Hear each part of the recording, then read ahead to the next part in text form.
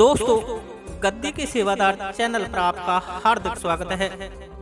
आज हम बात करते हैं कि माता काली, माता शीतला या माँ के किसी भी रूप की शक्ति या किसी देवता के किसी भी रूप की शक्ति से कैसे दरबार लगाए जाते हैं, कैसे चौकी व गद्दी लगाई जाती है, क्या वे मंत्र होते हैं, क्या तरीका होता है तथा इन सब का क्या विधान है और चौकी दरबार लगाने पर कौन कौन सी शक्तियाँ उस दरबार में आती हैं।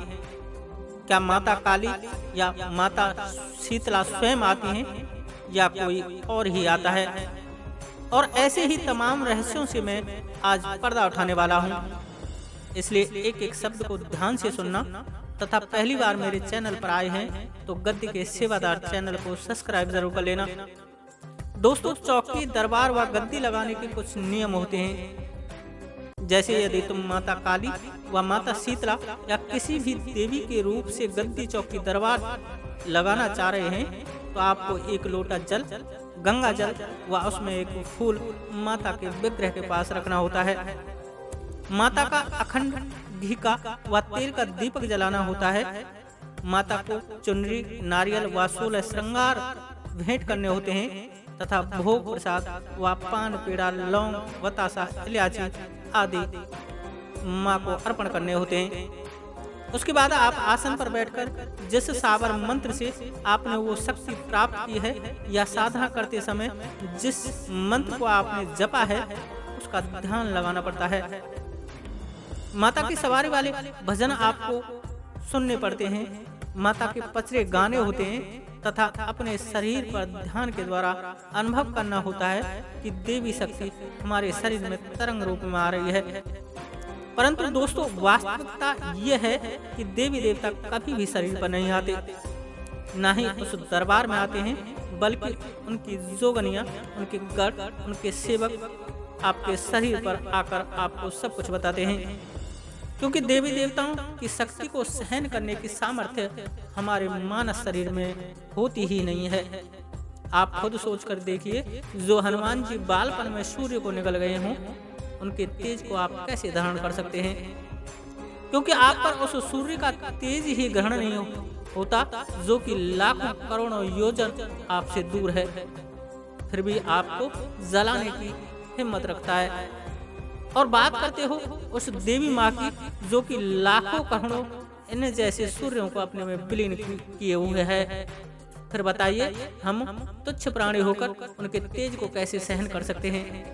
इसलिए दोस्तों, माता दुर्गा, माता काली, माता शीतला, हनुमान जी, भैरव जी कोई भी शरीर पर नहीं आते हैं, बल्कि उनकी जोगनियाँ, उनके वीर, उनके सेवक, उनके गढ़ व वो पुण्यात्माएं आपके शरीर पर आती हैं जो कि अपने जीवन काल में इनकी उपासक रहे हों और जन कल्याण उनकी प्राथमिकता रही हो। इसलिए ये मरने के बाद भी जन कल्याण को प्राथमिकता देते हैं तथा अच्छे कर्म करने वाले लोगों को सुन लेते हैं। अब चूंकि जब आप माता को पुकार रहे हैं, बुला रहे हैं या उनको बार बार बज रहे हैं तो ये पुण्य आत्मा सबसे पहले आपके पास आएंगी, यह जानने के लिए कि आखिर ये व्यक्ति चाहता क्या है, इसका मन कैसा है, ये गलत तो नहीं है, इसका स्वभाव क्या है, इसका आराधना, पूजा या साधना करने का लक्ष्य क्या है। यह सब जानने के लिए ये आपके पास आती हैं। इसके लिए ये आपको डराती हैं, आपको लालच देती हैं, जिसे हम परीक्षा कहते हैं कि देवी देवता हमारी परीक्षा ले रहे हैं। अब दोस्तों, यदि आप इनकी परीक्षा में पास हो जाते हो तो यह आपको चुन लेती हैं, क्योंकि आपके विचार व स्वभाव इनसे मैच कर रहा होता है और समान विचारधारा वालों में मित्रता हो जाती है। इसलिए एक मित्र की भांति आपसे जुड़ जाती हैं। अब आप जब भी इनको याद करेंगे, इनके इष्ट का ध्यान करेंगे, उनकी स्तुति करेंगे, उनका मंत्र का जाप करेंगे या उनका मनन करेंगे तो तुरंत ये हाजिर हो जाएंगे।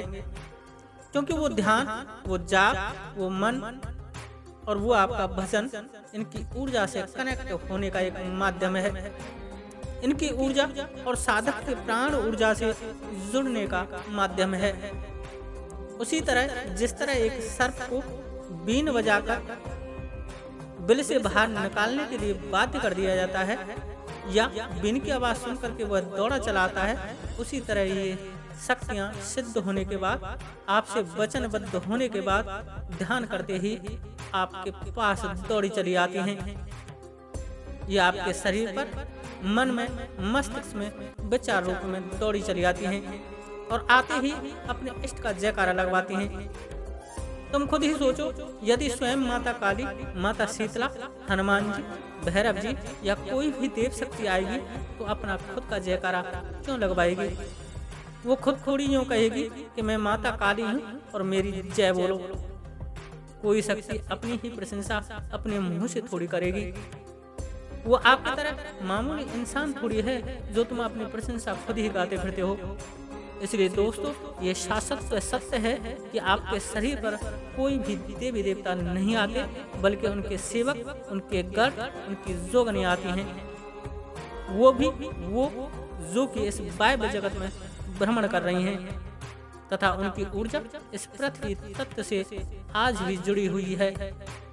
इसलिए दोस्तों, यदि गद्दी, चौकी, दरबार का कार्य आप करना चाहते हैं तो सबसे पहले आप किसी एक देवी देवता को पकड़ लो, उसका ध्यान, उसकी आराधना, उसका जप अनुष्ठान करने लग जाओ, उनकी ऊर्जा को अपने शरीर में बसने लग जाओ। जल्द ही उस देवी देवता के गढ़, सेवक, उनकी योगनियां आपके शरीर से कनेक्शन साधने लग जाएंगी। आज के लिए इतना ही। वीडियो अच्छी लगी हो तो लाइक करें, शेयर करें, कमेंट्स करें तथा बड़ी से बड़ी दुष्ट आत्मा को अपने से कैसे दूर करें, कैसे उनसे पिंड छुड़ाएं, जानने के लिए चैनल को सब्सक्राइब जरूर कर लें, क्योंकि मैं आने वाली वीडियो इसी बिंदु पर बनाने वाला हूं। आज के लिए इतना ही। जय श्री राधे, जय श्री कृष्णा, जय माता की, जय गद्दी के सेवादार की।